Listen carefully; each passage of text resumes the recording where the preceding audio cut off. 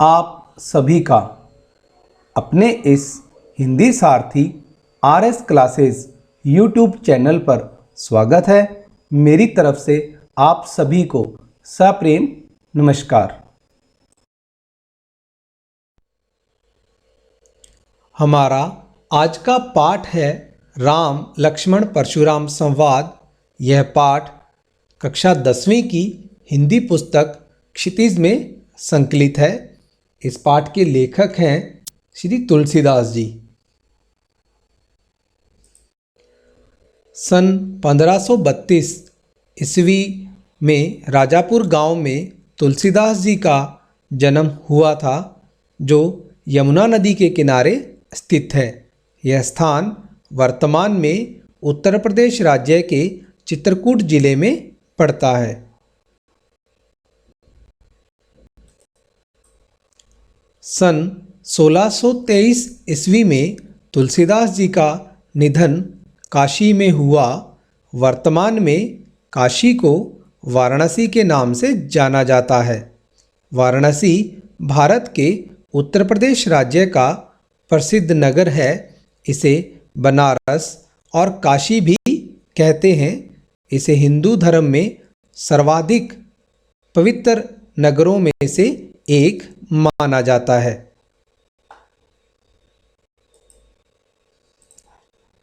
तुलसीदास का जन्म उत्तर प्रदेश राज्य के बांदा जिले के राजापुर गांव में सन 1532 में हुआ था। कुछ विद्वान उनका जन्म स्थान सोरों जिला एटा भी मानते हैं। तुलसी का बचपन बहुत संघर्षपूर्ण था। जीवन के प्रारंभिक वर्षों में ही माता पिता से उनका बिछोह हो गया। कहा जाता है कि गुरु कृपा से उन्हें राम भक्ति का मार्ग मिला। वे मानव मूल्यों के उपासक कवि थे। राम भक्ति परंपरा में तुलसी अतुलनीय है। रामचरितमानस कवि की अनन्य राम भक्ति और उनके सृजनात्मक कौशल का मनोरम उदाहरण है। उनके राम मानवीय मर्यादाओं और आदर्शों के प्रतीक हैं, जिनके माध्यम से तुलसी ने नीति, स्नेह, शील, विनय, त्याग जैसे उदात्त आदर्शों को प्रतिष्ठित किया। रामचरितमानस उत्तरी भारत की जनता के बीच बहुत लोकप्रिय है।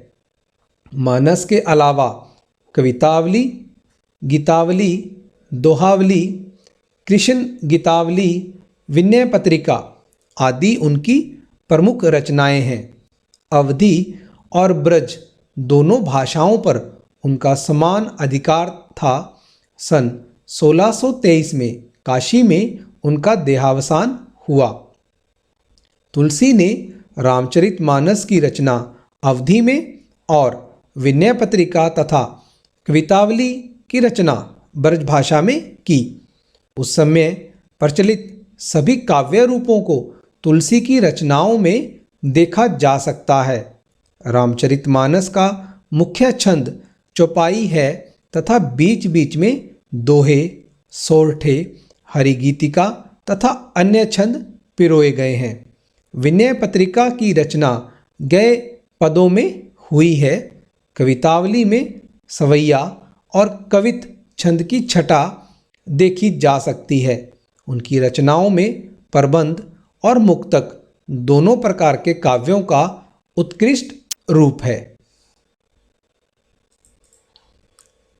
यह अंश रामचरितमानस के बालकांड से लिया गया है।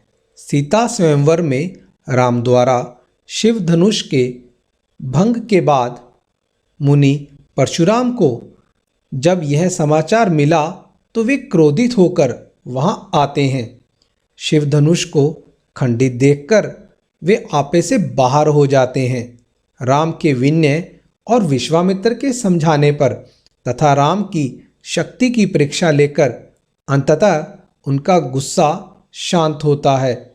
इस बीच राम, लक्ष्मण और परशुराम के बीच जो संवाद हुआ, उस प्रसंग को यहाँ प्रस्तुत किया गया है। परशुराम के क्रोध भरे वाक्यों का उत्तर लक्ष्मण व्यंग्य वचनों से देते हैं। इस प्रसंग की विशेषता है लक्ष्मण की वीर रस से पगी व्यंग्योक्तियाँ और व्यंजना शैली की सरस अभिव्यक्ति।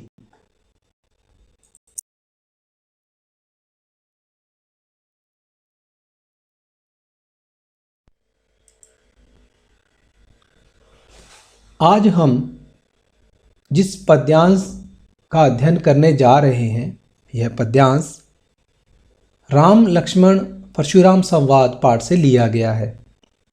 इसके लेखक हैं श्री तुलसीदास जी।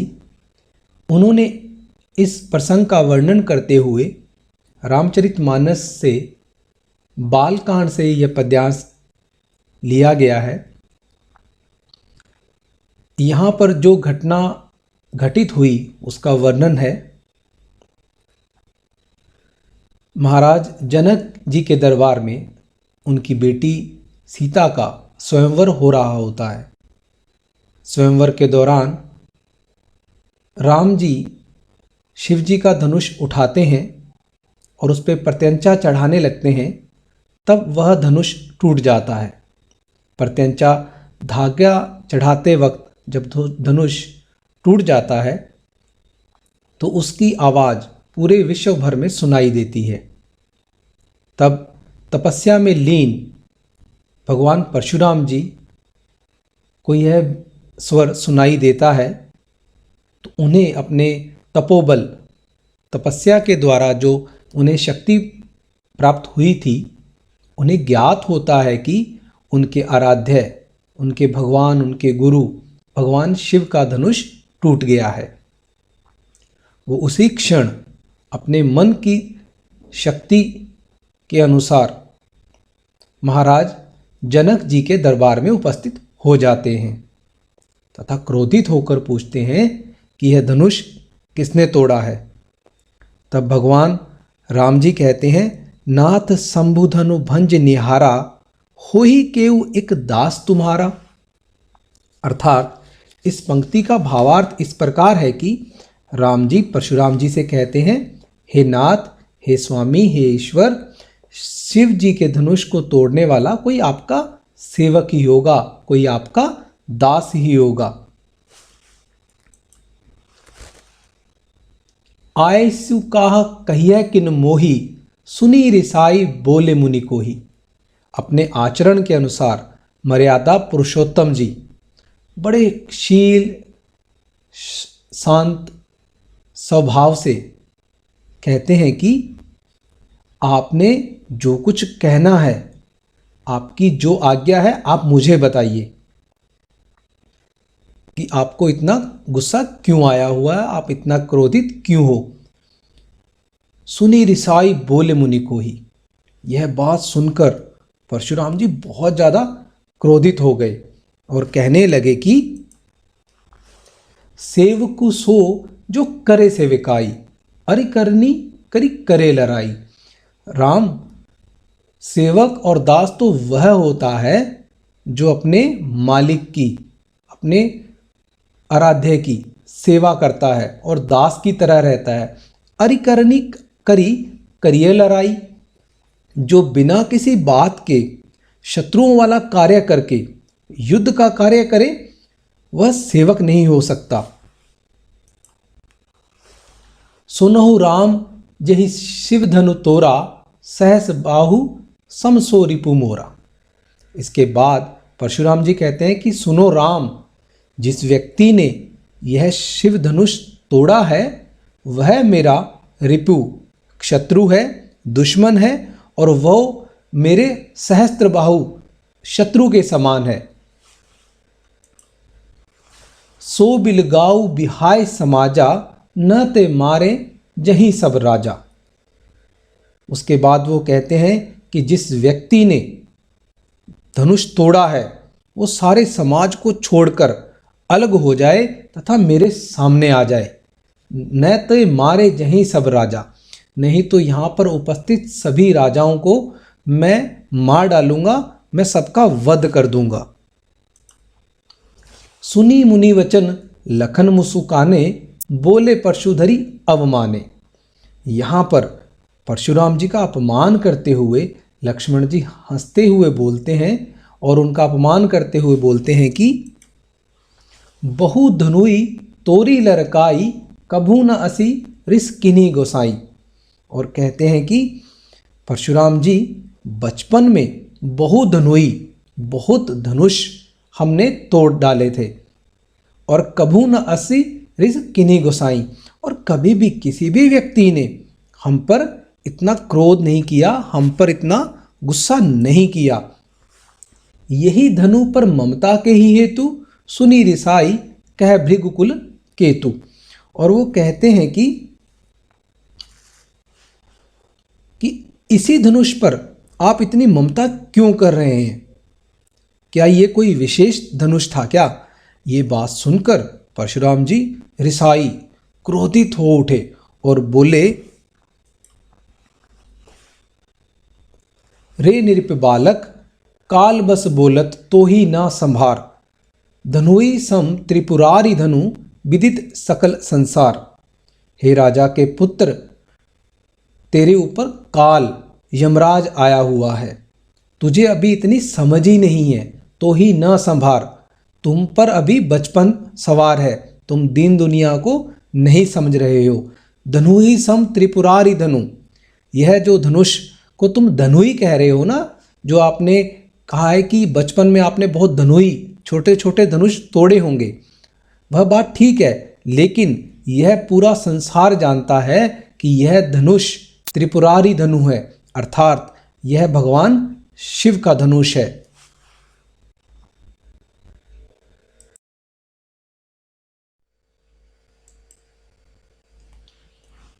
यह पद्यांश राम लक्ष्मण परशुराम संवाद से लिया गया है।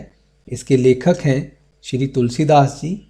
इस पद्यांश के अंदर राम जी के द्वारा धनुष तोड़ने के बाद परशुराम जी और लक्ष्मण जी के बीच में जो वार्तालाप बातचीत चल रही है उसका वर्णन है। लखन कहा हंसी हमरे जाना, सुनहु देव सब धनुष समाना। लक्ष्मण जी हंसते हुए परशुराम जी से बोले, हे देवता जी, मेरी समझ से सारे धनुष एक समान होते हैं।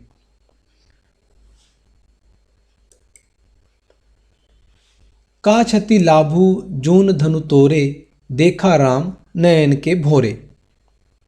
आगे वो कहते हैं कि इस पुराने धनुष के टूट जाने से आप बताइए क्या लाभ हुआ है और क्या हानि हुई है। देखा राम नयन के भोरे, श्री राम जी ने इसे नए के धोखे में देखा था कि यह धनुष काफ़ी सजाया गया था कि यह धनुष नया होगा। छुवत टूट रघुपति ना दोसु, मुनि बिनु काज करिए कतरोषु। और यह धनुष जिसे भगवान राम जी ने बड़े आराम से उठाया था, लेकिन यह धनुष उनके छूते ही टूट गया। आप इसके बिना किसी कारण के, मुनि बिनु काज करिए कतरोषु, काज से अभिप्राय बिनु काज, बिना किसी कारण के, आप बिना किसी बात के ही रोसु, क्रोधित, गुस्से में हो गए हैं। बोले चिते परसु की ओरा, रे सट सुनेही सुभाव न मोरा। अपने फरसे की ओर देखकर, अपने कुल्हाड़े की ओर देखकर परशुराम जी बोले, रे सठ, रे मूर्ख, तूने मेरे स्वभाव को अभी पहचाना ही नहीं है, तूने मुझे अभी तक समझा ही नहीं है। बालकु बोली बधो नहीं तोई, केवल मुनि जड़ जान ही मोही। बालक समझकर मैं तुम्हारा वध नहीं कर रहा, केवल मुनि जड़ जान ही मोही। और अभी तक तू मुझे सिर्फ एक मुनि, एक साधु समझ रहा है कि जो तपस्या करता है तथा दूसरों को आशीर्वाद देता है। बाल ब्रह्मचारी अति कोही, विसव विदित क्षत्रिय कुलद्रोही। मैं तुम्हें बताना चाहता हूं कि मैं बाल ब्रह्मचारी तथा अत्यधिक क्रोध करने वाला व्यक्ति हूं तथा मैं पूरे इस संसार में क्षत्रियों के द्रोही अर्थात शत्रु के रूप में भी विश्व विख्यात हूं। भुजबल भूमि भूप बिनु कीन्ही, और मैंने अपनी भुजाओं के बल पर, भुजाओं की शक्ति से इस धरती से सभी क्षत्रिय राजाओं को मार दिया था। अनेक बार मैंने उनका वध कर दिया था। विपुल बार महिदेवन दीनी, तथा उनके वध करने के बाद मैंने यह धरती बहुत बार ब्राह्मणों को दान में दे दी है। सहस बाहुभुज छेद निहारा, परशु बिलोकु महीप कुमारा। हे राजा के पुत्र, तुम मेरे इस फरसे को देखो। मैंने इसकी सहायता से सहस्त्रबाहु की भुजाओं को काट डाला था। मातु पिति जनि सोच बस, करसी महिष किशोर। गर्भन के अर्भक दलन, परशु मोर अति घोर। हे राजा के पुत्र, तू एक बार अपने माता पिता के बारे में सोच, उन्हें शोकग्रस्त मत कर। तेरे अचानक हुए वध से उन्हें बहुत ज़्यादा दुख होगा। मैं तुम्हें बताना चाहता हूँ कि मैं तो गर्भ में पल रहे बच्चों का भी मर्दन कर देता हूँ, उन्हें भी गर्भ में ही मार देता हूँ। अर्थात जो मैंने ये फरसा धारण किया हुआ है यह बहुत ही अधिक कठोर है।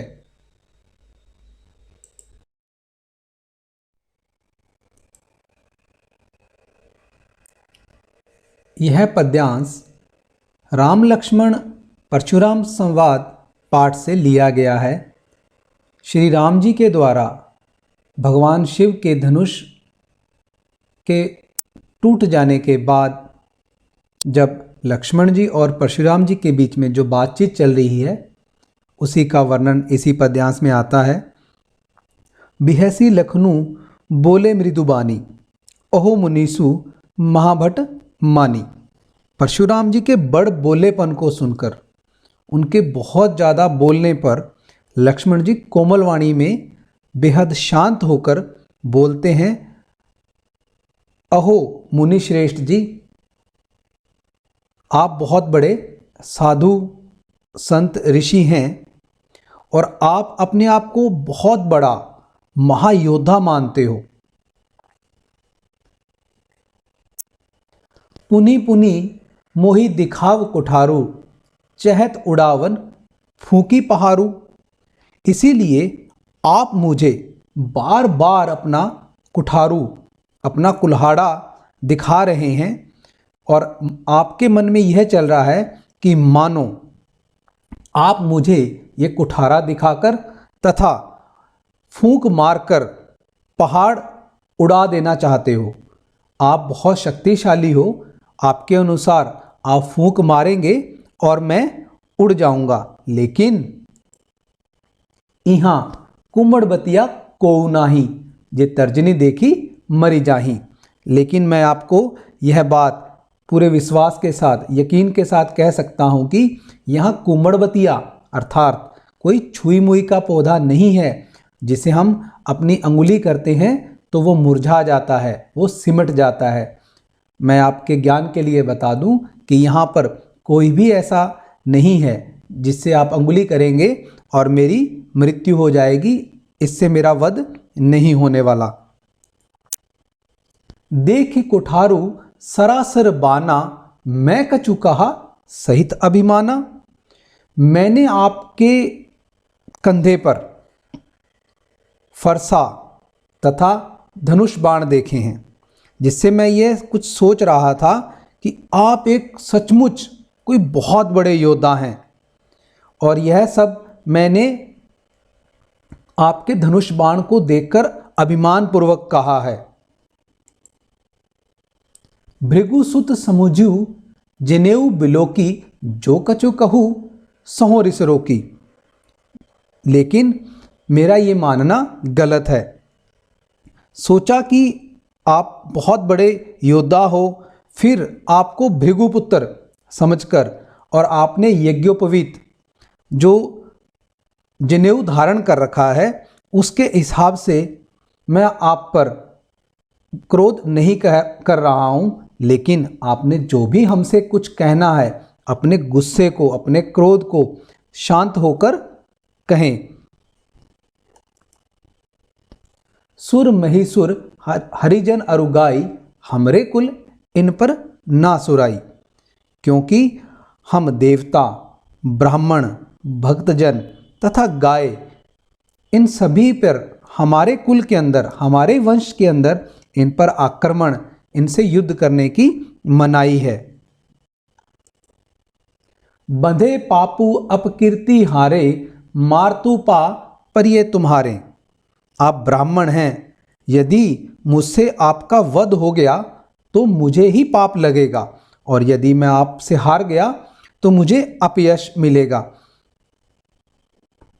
इसलिए यदि आप मुझे मार भी दें तब भी मुझे आपके पैरों में ही पड़ना पड़ेगा।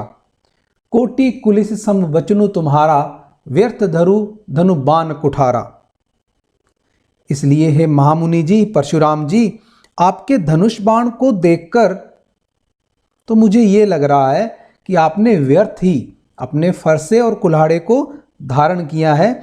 आप मुझे जो बिलो की अनुचित कहूं, क्षमो महामुनि धीर, सुनी सरोष भृगुवंश मणि, बोले गिरा गंभीर। आप मुझे क्षमा कर देना अगर मैंने आपको कुछ ज़्यादा गलत, अनुचित कह दिया हो तो। उनकी यह बातें सुनकर परशुराम जी गुस्से में भर उठे और उन्होंने गंभीर वचन बोले।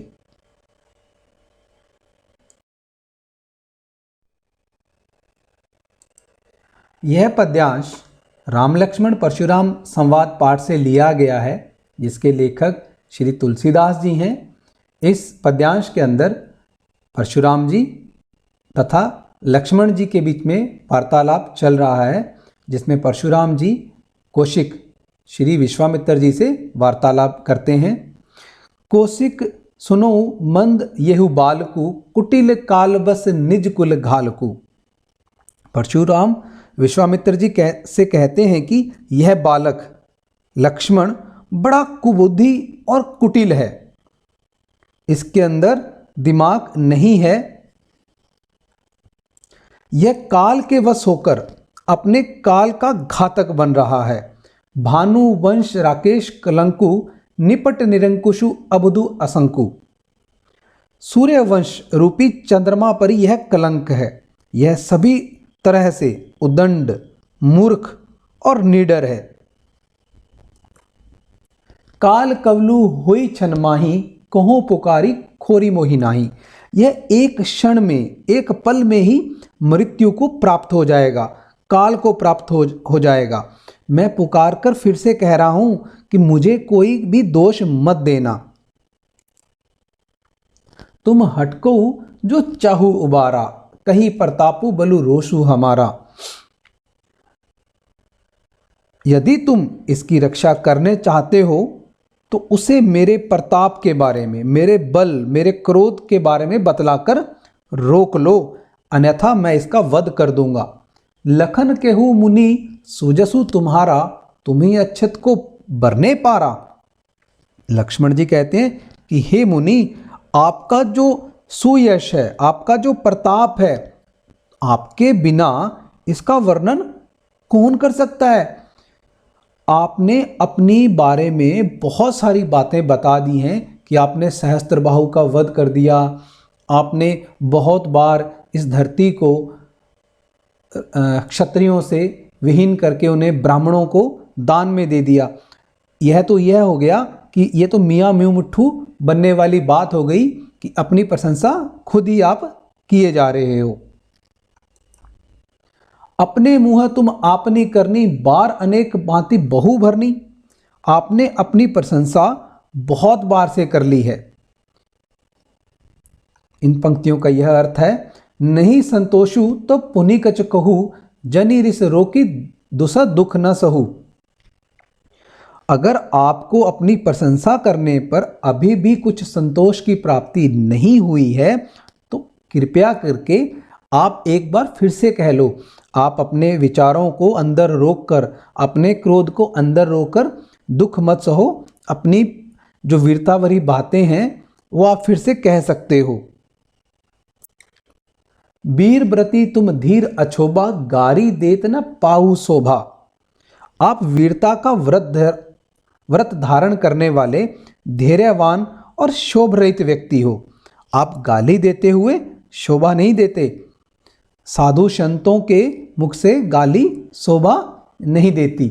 सुर समर करनी करही कहीं न जनावी आपू, विद्यमान रन पाई रिपु, कायर कथई प्रतापु। जो सूरवीर होते हैं वो अपनी सूरवीरता युद्ध के अंदर दिखाते हैं और अपने सामने युद्ध के अंदर, रण के अंदर, जब अपने सामने, अपने शत्रु के सामने अपनी प्रशंसा करके डींगे नहीं हाँकते। आप अपने प्रताप की डींगे हाँक रहे हैं।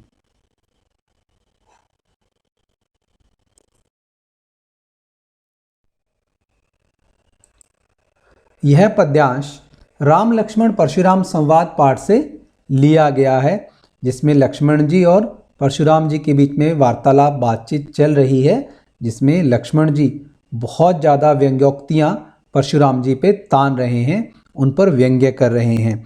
तुम्हें तो कालू हाँक जनु लावा, बारे बार मोहि लाग बुलावा। इसका अभिप्राय यह है कि लक्ष्मण जी परशुराम से कहने लगे कि आप तो मानो मृत्यु को हाँक हाँक कर मेरे लिए बुला रहे हो। आप मेरे लिए यमराज जी को बार बार बुला रहे हो। सुनत लखन के बचन कठोरा, परसु सुधारी धरऊ कर घोरा। लक्ष्मण जी की कठोर बातें, कड़वी बातें सुनकर परशुराम जी ने अपने फरसे को सीधा कर लिया और कहने लगे कि आप अब जनी देन दोषी मोहु लागू, कटुबादी बालकु बद जोगू। अब आप मुझे इस बालक, इस लक्ष्मण जी के वध का जो दोष है मुझे मत देना, क्योंकि यह बालक कटु वचन कहने के कारण सचमुच में वध के योग्य है, हत्या के अयोग्य है। बाल बिलोक की बहुत मैं बाँचा, अब येहू मरनिहार व सांचा। मैं तो इसे बालक समझकर अब तक बहुत बचाता रहा, परंतु अब यह वास्तव में ही मारने योग्य हो चुका है। कौशिक कहा क्षमिए अपराधु, बाल दोष गुण गनहि न साधु। यह सुनकर विश्वामित्र जी ने परशुराम जी से कहा, हे परशुराम जी, आप तो साधु हैं। साधुजन बालकों के गुण दोषों पर ज्यादा ध्यान नहीं देते। खर खुटार में अकुरन को ही, आगे अपराधी गुरद्रोही। परशुराम जी विश्वामित्र जी से कहते हैं कि आप तो जानते ही हैं कि मैं बहुत निर्दयी और क्रोधी स्वभाव का हूं। उत्तर देत छोड़ो बिनु मारे, केवल कौशिक सील तुम्हारे। उसके बाद वो कहते हैं कि मैं बहुत क्रोधी स्वभाव का हूं तथा मेरे हाथों में तेज कुल्हाड़ा भी है। मेरे सामने मेरे गुरु का अपमान करने वाला अपराधी भी खड़ा है और बार बार जवाब पे जवाब दिए जा रहा है। इतना होने पर भी मैं इसे बिना मारे छोड़ रहा हूं, वो इसीलिए कि आपके प्रेम और सद्भाव के कारण मैं इसे छोड़ रहा हूं, नहीं तो मैं इसे अपनी कुल्हाड़ी से काट देता। न तो यही काटे कुठारे, गुरही उरण होतो हूँ श्रम दोहरे। नहीं तो मैं इसको काट कर इसको मार देता तथा अपने गुरु के उरण से मुक्त हो जाता। गादी सुनु कह हृदय, हसी मुनि हरिहर सूज। अय मैं खांड न ऊखमय, अजऊ न बूझ अबूझ। यह सारी बातें सुनकर विश्वामित्र जी अपने मन में ही हंसते हुए कहते हैं कि देखो यह परशुराम जी को कैसा हरा ही हरा सूझ रहा है। अर्थात वे सभी क्षत्रियों को हराने के कारण राम लक्ष्मण को एक सामान्य क्षत्रिय ही मान रहे हैं और उन्हें आसानी से मार डालने के सपने देख रहे हैं, उनके बारे में कह रहे हैं। लेकिन वह इस बात से पूरी तरह से अनभिज्ञ अनजान है कि उनके सामने गन्ने के रस से बनी हुई खांड नहीं बल्कि लोहे से बना हुआ तेज खांडा तलवार खड़ी है। अर्थात राम लक्ष्मण जी सामान्य योद्धा नहीं हैं, इसीलिए परशुराम मुनिवर जी अज्ञानियों की तरह अभी इनके प्रभाव को समझ नहीं पा रहे हैं।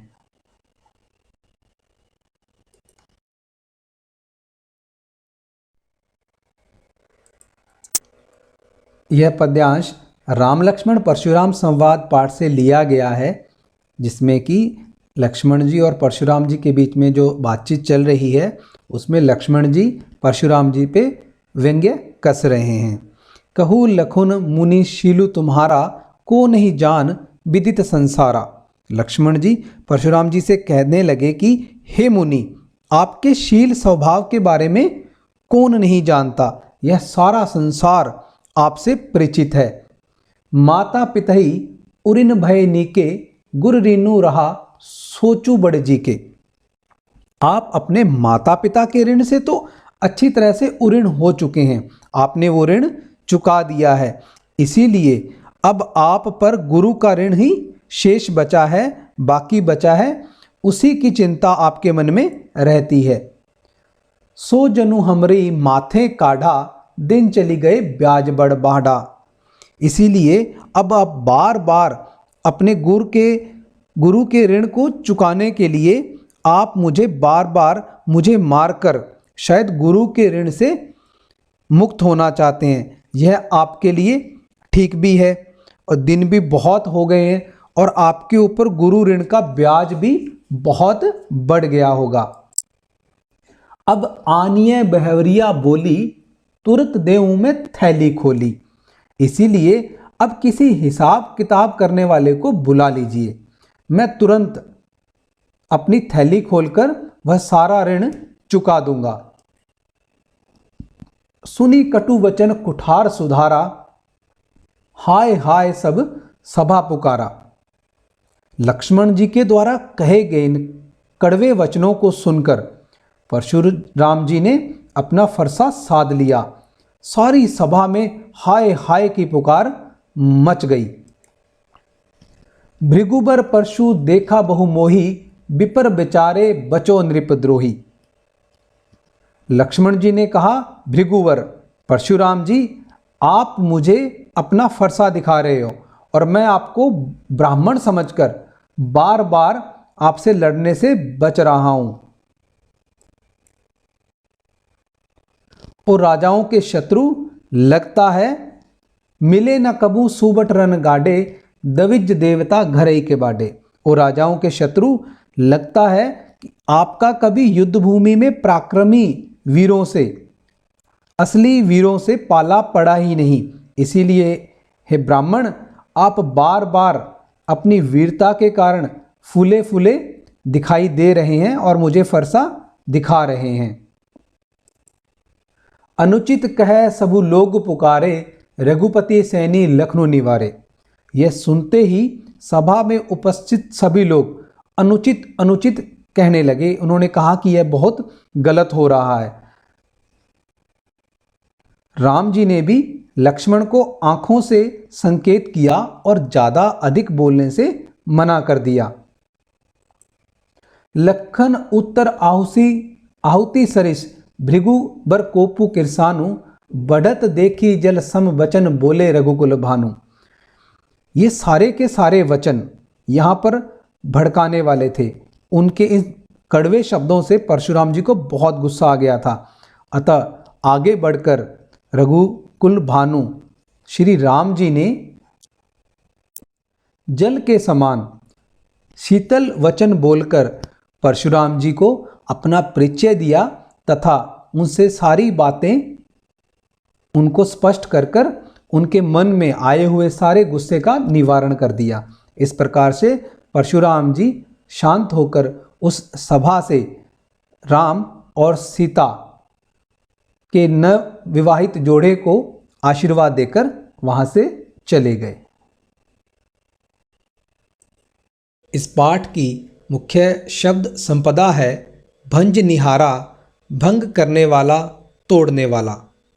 रिसाई क्रोध करना, रिपु शत्रु, बिलगाऊ अलग होना, अवमाने अपमान करना, लरिकाई बचपन में, परशु फरसा कुल्हाड़ी की तरह का एक शस्त्र, यही परशुराम का प्रमुख शस्त्र था।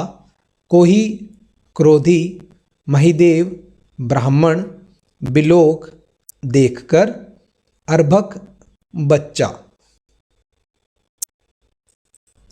शब्द संपदा में आगे शब्द हैं महाभट्ट महान योद्धा, मही धरती, कुठारू कुल्हाड़ा, कुम्हड़बतिया बहुत कमजोर निर्बल व्यक्ति, काशी फल या कुमड़े का बहुत छोटा फल, तर्जनी अंगूठे के पास की उंगली, कुलिश कठोर, सरोष क्रोध सहित, कौशिक विश्वामित्र, भानुवंश सूर्यवंश, निरंकुश जिस पर किसी का दबाव न हो, मनमानी करने वाला, अशंकु शंका रहित, घालकू नाश करने वाला, काल कवलु जिसे काल ने अपना ग्रास बना लिया हो, मृत, अबुधु ना समझ, खोरी दोष,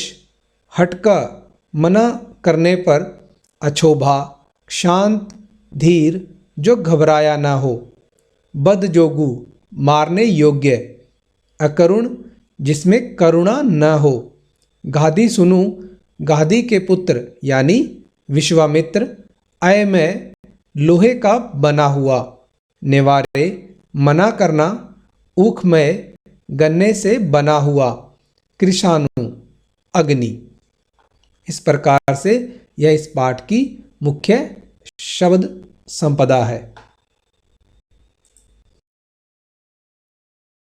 अब हम तुलसीदास जी के द्वारा रचित इस पाठ राम लक्ष्मण परशुराम संवाद का संक्षिप्त में अध्ययन करेंगे।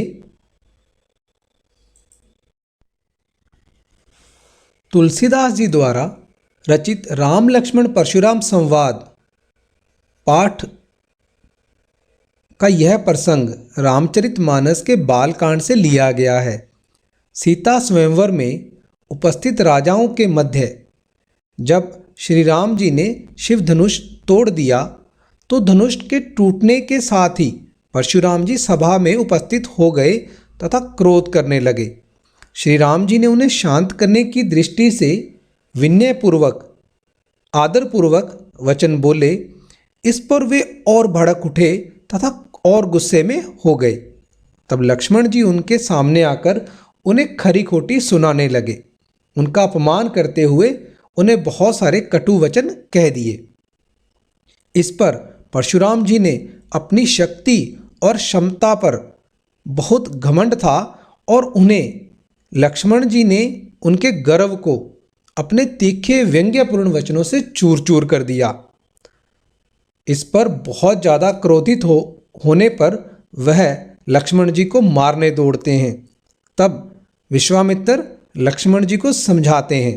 विश्वामित्र ने इस स्थिति को संभालने में महत्वपूर्ण भूमिका निभाई और बात को बढ़ती देखकर श्री राम जी ने संकेत करके लक्ष्मण जी को चुप करा दिया। इस संपूर्ण कविता में परशुराम जी का क्रोध और उनका बड़बोलापन तथा लक्ष्मण जी की व्यंग्योक्तियां देखते ही बनती हैं। राम लक्ष्मण परशुराम संवाद पाठ से हमें यह शिक्षा मिलती है कि हमें बिना सोचे समझे कभी भी किसी पर क्रोध नहीं करना चाहिए। क्रोधी व्यक्ति कभी भी उचित अनुचित का निर्णय नहीं कर पाता। क्रोध सोचने की शक्ति नष्ट कर देता है। इससे उत्पन्न समस्याएं सुलझने की बजाय ज़्यादा उलझ जाती हैं। इसके साथ ही क्रोध, गुस्से करने वाला व्यक्ति भी आपे में नहीं रहता है। वह अपना प्रभाव जमाने के लिए बड़ी बड़ी डींगे हाँकता है और अंत में मुंह की खाता है। इतना ही नहीं, वह अपने झूठे अभिमान से दूसरों के समक्ष हंसी का पात्र बन जाता है और अपने स्वत्व को, अपने अभिमान को स्वयं ही समाप्त कर लेता है। यही शिक्षा हमें परशुराम के व्यवहार से ही नहीं मिलती, बल्कि लक्ष्मण की खटकने वाली उग्रता से भी मिलती है। लक्ष्मण जी को अपने से बड़े, ज़्यादा उम्र के मुनि श्रेष्ठ साधु परशुराम जी से इस तरह से अनर्गल बातें नहीं करनी चाहिए थी। जब राम जी सहज होकर, शांत होकर अपनी मर्यादा पुरुषोत्तम वाली छवि के अनुसार आचरण करके उनसे बात कर रहे थे, तो लक्ष्मण जी को राम और परशुराम जी के बीच में नहीं आना चाहिए था। उनकी इन्हीं व्यंग्योक्तियों के कारण ही ये बात यहाँ तक आ पहुँची कि परशुराम जी बाद में उनका वध करने लगे थे। वह तो राम जी ने संकेत करके लक्ष्मण जी को चुप करा दिया। अर्थात हमें कभी भी किसी भी स्थिति में बहुत ज़्यादा गुस्से में नहीं जाना चाहिए।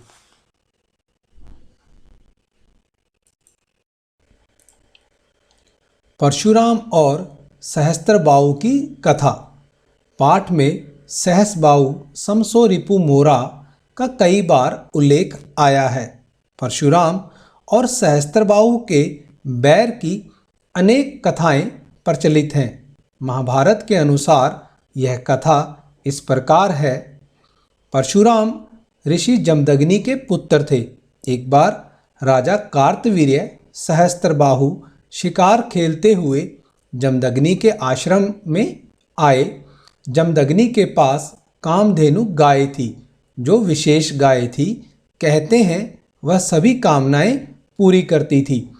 कार्तवीर्य सहस्त्रबाहु ने ऋषि जमदग्नि से कामधेनु गाय की मांग की। ऋषि द्वारा मना किए जाने पर सहस्त्रबाहु ने कामधेनु गाय का बलपूर्वक अपहरण कर लिया। इस पर क्रोधित हो परशुराम ने सहस्त्रबाहु का वध कर दिया। इस कार्य की ऋषि जमदग्नि ने बहुत निंदा की और परशुराम को प्रायश्चित करने को कहा। उधर सहस्त्रबाहु के पुत्रों ने क्रोध में आकर ऋषि जमदग्नि का वध कर दिया। इस पर पुनः क्रोधित होकर परशुराम ने पृथ्वी को क्षत्रिय विहीन करने की प्रतिज्ञा की।